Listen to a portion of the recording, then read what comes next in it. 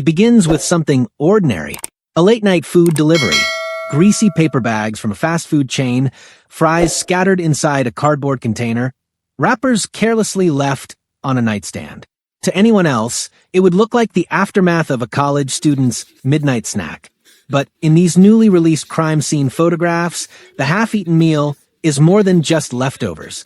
It is frozen evidence of a life interrupted, the final moment of normalcy before one of the most chilling mass murders in recent American history. On the night of November 12, 2022, life inside the off-campus home on King Road in Moscow, Idaho looked like any other weekend for 4 University of Idaho students. 21-year-old Madison Mogen, her best friend Kaylee Goncalves, also 21, 20-year-old Xana Kernodle, and her boyfriend Ethan Chapin, also 20. They were young, full of promise, and like thousands of other students in the small college town, they were carving out memories of friendship, laughter, and late nights in a home that had become a familiar gathering place.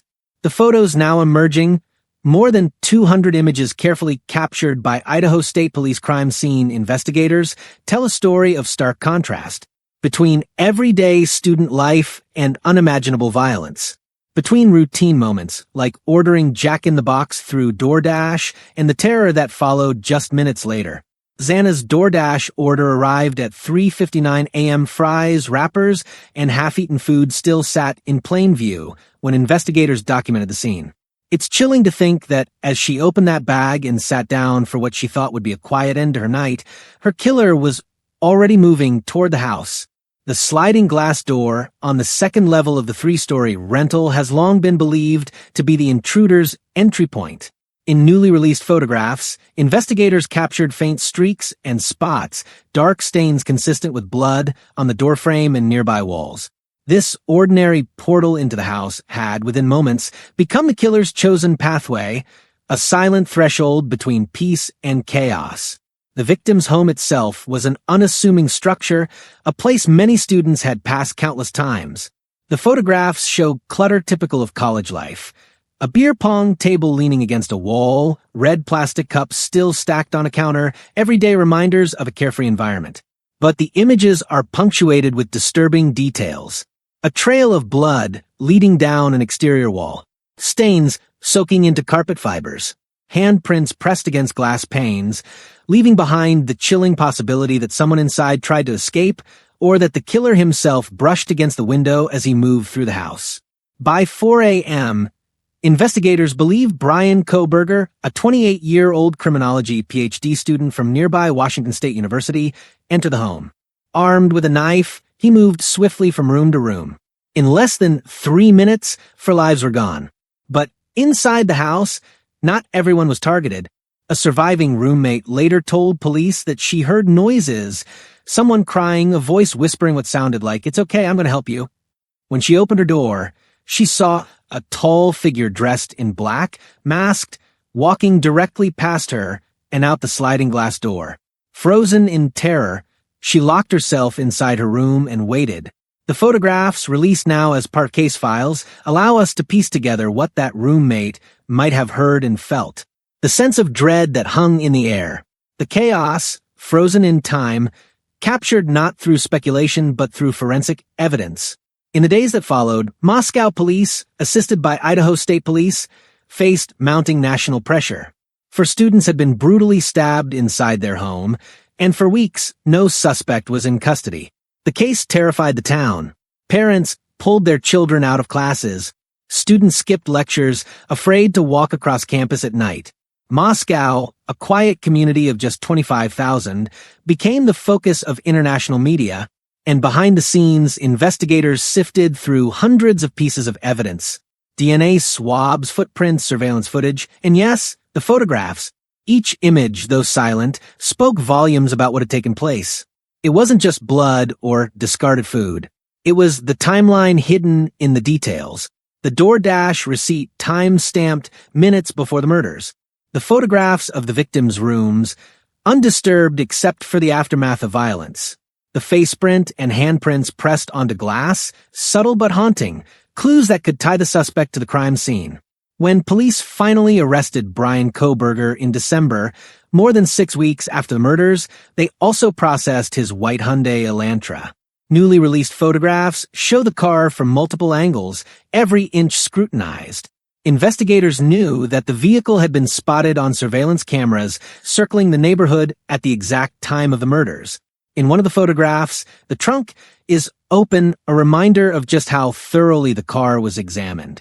But in those earliest moments of discovery before the arrest, it was the photos from inside the house that struck the hardest. The sheer brutality of what had been done. The eerie juxtaposition of the ordinary and the horrific. The story these photos tell is one of innocence interrupted, a reminder that sometimes the most horrifying crimes begin with the most mundane details.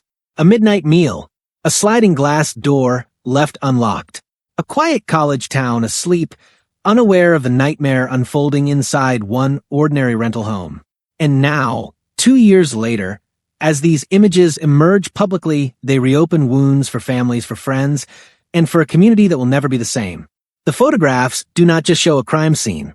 They reveal the lasting scar of 4 young lives taken too soon. The timeline of November 13th, 2022 has been reconstructed again and again, through phone records, surveillance footage, witness statements, and now through the haunting details found in crime scene photographs. Each moment in those early morning hours matters. Every second reveals how swiftly a night of ordinary college life turned into a scene of unspeakable violence. Earlier that evening, Madison Mogen and Kaylee Goncalves had spent time at a local bar, a popular hangout for students called the Corner Club. They left around 1:30 a.m., captured on surveillance cameras smiling and chatting with friends. Around the same time, Ethan Chapin and Xana Kernodle attended a fraternity party nearby. It was a Saturday night in a college town, and nothing about their plans seemed unusual. 2 a.m. Madison and Kaylee stopped by a local food truck, another ritual of student nightlife. Footage from the truck shows them ordering, laughing, completely unaware that their every move would soon become part of an investigation watched by the entire nation. A few minutes later, a rideshare driver dropped them off at their home on King Road. Meanwhile, Ethan and Xana returned to the same residence not long after. 2 surviving roommates were already asleep in their rooms on the first floor. By 4 a.m., everyone was inside. The lights dimmed. Music quieted. It was the last ordinary night in that house. Crime scene photographs now reveal eerie details of what was happening in those minutes before the attack. Xana's DoorDash order, time-stamped at 3:59, was placed on a table. In one image, the food remains almost untouched, evidence that the delivery had arrived only moments before tragedy struck. For investigators, that timestamp was critical. It narrowed the window of the crime to just after 4 a.m. At nearly the same time, digital forensics placed Bryan Kohberger's phone in the area, though it appeared to be turned off during the killings. Surveillance cameras captured his white Hyundai Elantra, making multiple passes through the neighborhood. The car circled, headlights cutting through the dark streets, before finally parking near the victim's home. What happened inside over the next 3 minutes is both terrifying and difficult to imagine. According to the affidavit, one surviving roommate, Dylan Mortensen, awoke to strange noises. First, what sounded like someone playing with a dog upstairs. Then a voice, Xana's, perhaps saying something faint. Moments later, she heard crying. The photographs do not record sound, but they capture what followed. In one image, investigators documented streaks of blood seeping down an exterior wall. In another, handprints smudged on a window pane. The images are grainy, clinical, but they suggest movement, struggle, panic. Dylan told police she opened her door 3 times. The first time, she thought she heard Kaylee say, "There's someone here." The second time, crying. The third time, she saw him. A man dressed in black, wearing a mask at least 5'10", with bushy eyebrows. He walked past her out the sliding glass door and disappeared into the night. She froze, too terrified to move, before retreating and locking her door. She would not call police until nearly 8 hours later, a detail that drew scrutiny from the public, but made sense in the context of shock and fear. For Dylan, those moments were paralyzing. And for investigators, they became critical, an eyewitness description of the killer. The photographs fill in the silence of her account. They show the physical evidence left behind, the bloodied kitchen floor, the stains near the bedrooms, and perhaps most haunting, a leather knife sheath left beside Madison Mogen's body. That sheath would later become the smoking gun of the investigation. On its button snap, investigators found DNA. The victims had little chance to defend themselves. The attack was fast, brutal, and targeted. Each victim suffered multiple stab wounds. The ferocity of the assault suggested rage, but the precision hinted at planning. Kohberger, as later revealed, was studying criminology, fascinated with the criminal mind. He had even posted surveys online asking offenders how they chose their victims, what emotions they felt during the crime, and how they prepared. In hindsight, the chilling overlap between his academic interest and his alleged actions was unmistakable. But in those first hours, all anyone knew was that 4 young students were dead, and a community was left in shock.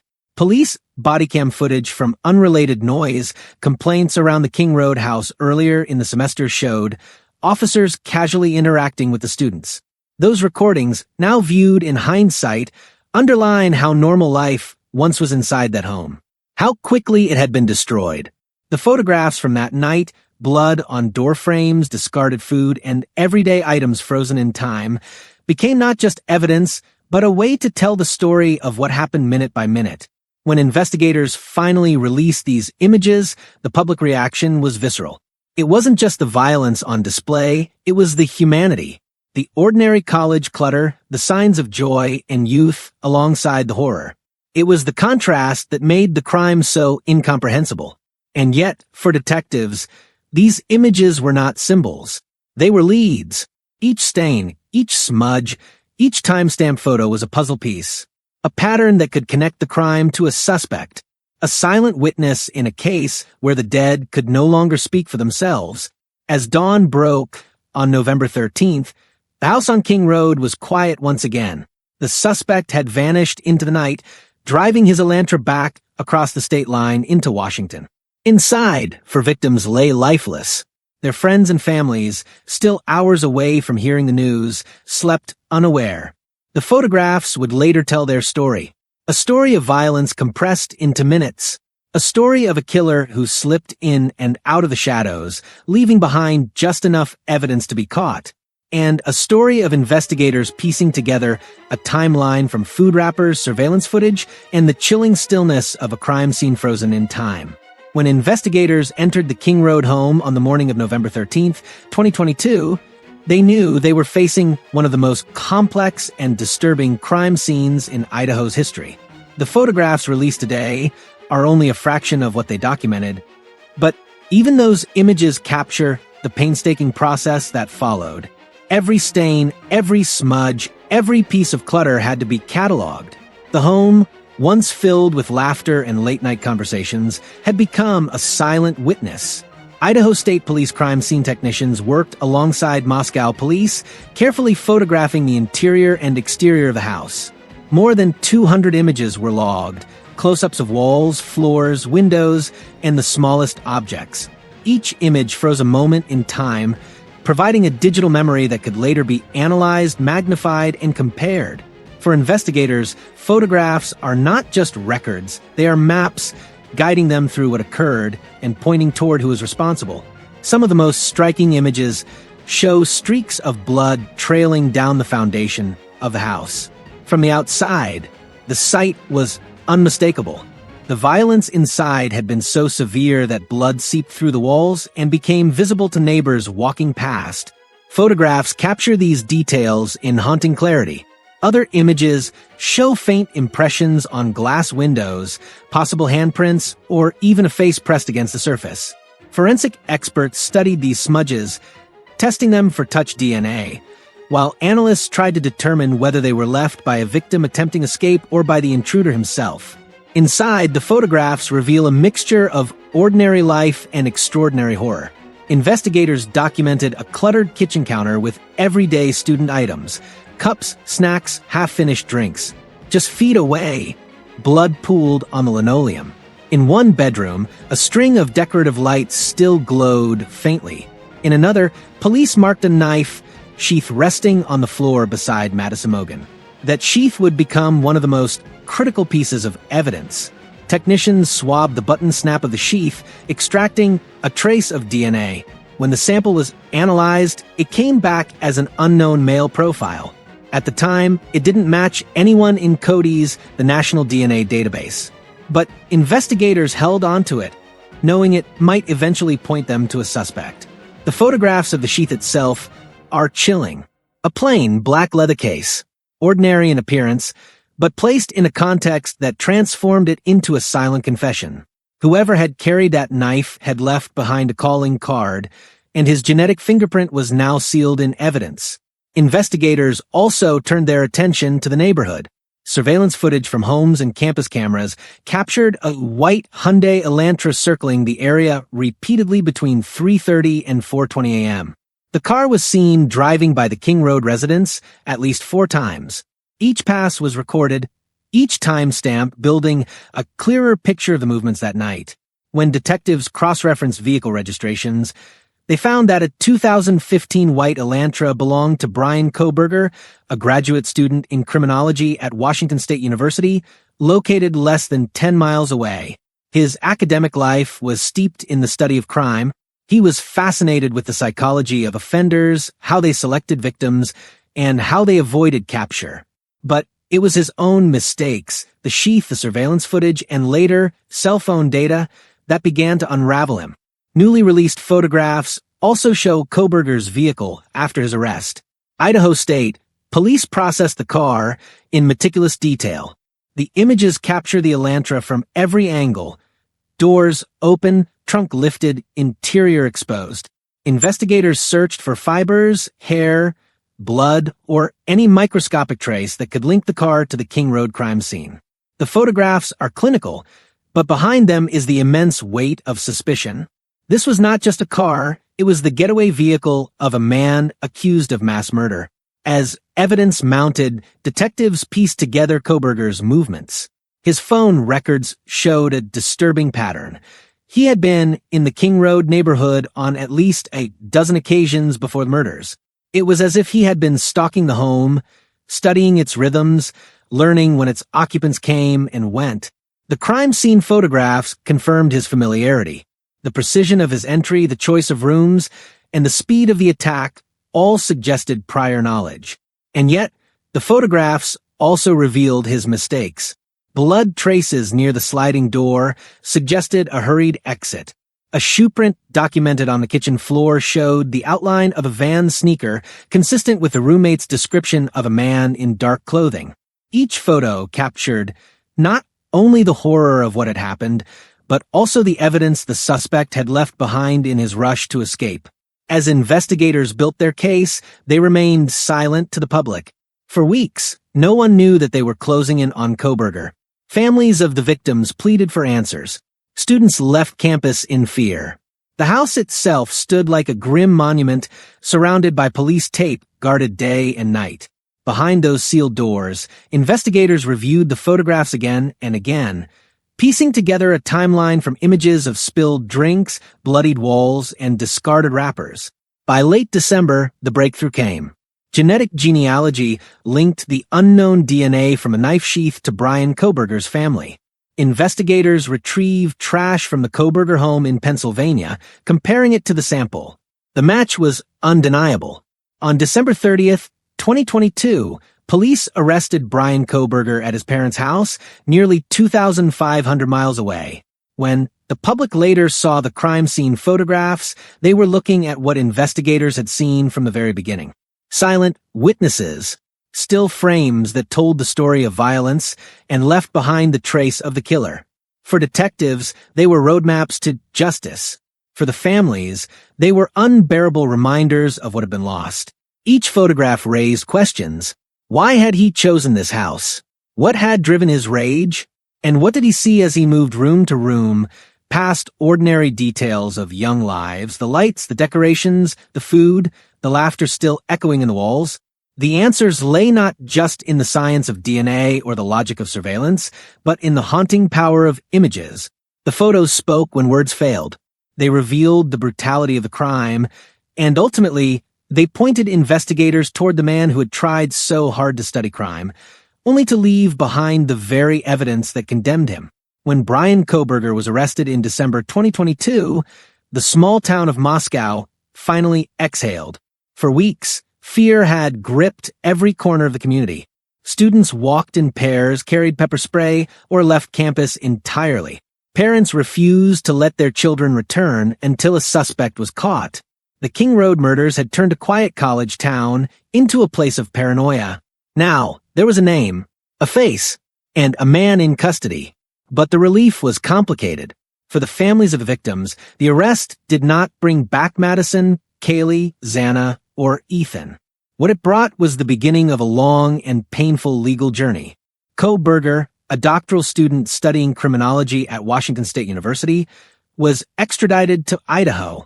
He appeared in court, expressionless as the charges were read, for counts of first-degree murder and 1 count of burglary. The photographs that had guided investigators now began to take on new meaning. They were not just evidence for law enforcement. They became exhibits in a trial that the world would watch. Over the months that followed, prosecutors carefully assembled their case. They laid out the timeline, the surveillance of Kohberger's car, the digital footprints of his cell phone, the knife sheath with his DNA. But the photographs of the crime scene remained among the most powerful pieces of evidence. They showed the jury, the families, and the public exactly what investigators had seen. The blood, the handprints, the last untouched signs of student life. Each image told a piece of the story that words alone could not capture. For the defense, the photographs posed a different problem. They argued that the images were prejudicial, that they could inflame emotion more than they provided fact. But for the families, these photographs were not just images of horror. They were proof that the lives of their loved ones mattered enough to be documented, to be preserved, and to be remembered in every detail. In 2025, after months of legal maneuvering, Bryan Kohberger entered a guilty plea. He admitted to the murders of Madison, Kaylee, Xana, and Ethan. She screamed because someone in the room. She ran downstairs, and I kept calling her name and she wouldn't answer, and then I saw the guy. In exchange for avoiding the death penalty, he was sentenced to multiple life terms without parole. The courtroom was filled with sobs, anger, and quiet relief. There would be no lengthy trial, no chance of acquittal. The man who had brought terror to Moscow would spend the rest of his life behind bars. Even then, the photographs continued to resonate. Journalists, analysts, and the public pored over the newly released images, searching for meaning in the details. One photo showed the beer pong table leaning against a wall, a snapshot of college life interrupted. Another, the blood trail running down the exterior of the house, evidence of violence so brutal it could not be contained indoors. And then there was the photograph of Xana's half-eaten fries, the last thing she touched before her life was taken. For the families, these images were both unbearable and necessary. They showed the stark contrast between innocence and brutality. They froze forever the small human details of 4 young lives, lives filled with potential laughter and love, cut short in the most senseless way. The release of these photographs also reignited conversations across the country about safety on college campuses, about the hidden dangers of obsession and violence, and about the strange intersection of crime and academia. Kohberger had studied the very subject he enacted. He had asked others in his research how they chose their victims, how they prepared for crime. And yet, in his own actions, he had left behind evidence so clear that even his academic knowledge could not save him. Moscow itself will never be the same. The King Road house has since been demolished, a decision made to ease the pain of survivors and families, and to prevent the home from becoming a macabre tourist site. But in photographs, the house still exists. Its walls, its rooms, its windows, they live on as evidence and as memory. For many, those photographs are the truest form of justice. They reveal the truth of what happened. They silence speculation and rumor with cold, undeniable fact. They honor the victims by refusing to let their final moments be erased. And yet they also haunt. They remind us that behind every crime statistic is a place, a family, a community forever changed. They remind us that evil can walk quietly, study quietly, live quietly, and then strike with unimaginable force. They remind us that the ordinary details of life, a meal, a sliding glass door, a string of lights, can, in an instant, become part of a tragedy. The story of Bryan Kohberger is one of arrogance undone by evidence. A man who thought he understood crime, undone by the very details he overlooked. A knife sheath, a trail of blood, a car caught on camera circling in the night, a smudge on a window pane. Each piece, captured in a photograph, spoke louder than he ever could. For the families of Madison, Kaylee, Xana, and Ethan, no photograph, no guilty plea, no sentence will ever fill the absence. But the images ensure their story will not fade. They ensure that what happened inside that house on King Road will be remembered not as rumor, not as speculation, but as truth. In the end, the photographs tell us more than how the crime was solved. They tell us about the fragility of life, about the power of evidence, and about the resilience of a community that endured the unthinkable. The final image, perhaps, is not in the case file. It is in the memory of who these 4 young people were before November 13th, 2022. Friends, siblings, children, students. Lives full of light, captured forever in photographs of laughter and joy. That is the contrast. That is the legacy. And that is what we must remember. Before this case, Moscow was just another quiet college town in Idaho. Now, it carries a scar that will never fully heal. The lives of 4 young students, Maddie, Kaylee, Xana, and Ethan, were cut short, but their memories continue to shine through the families and friends who refuse to let their voices fade. As new evidence and crime scene photos surface, one truth becomes clear. The pursuit of justice doesn't end with an arrest.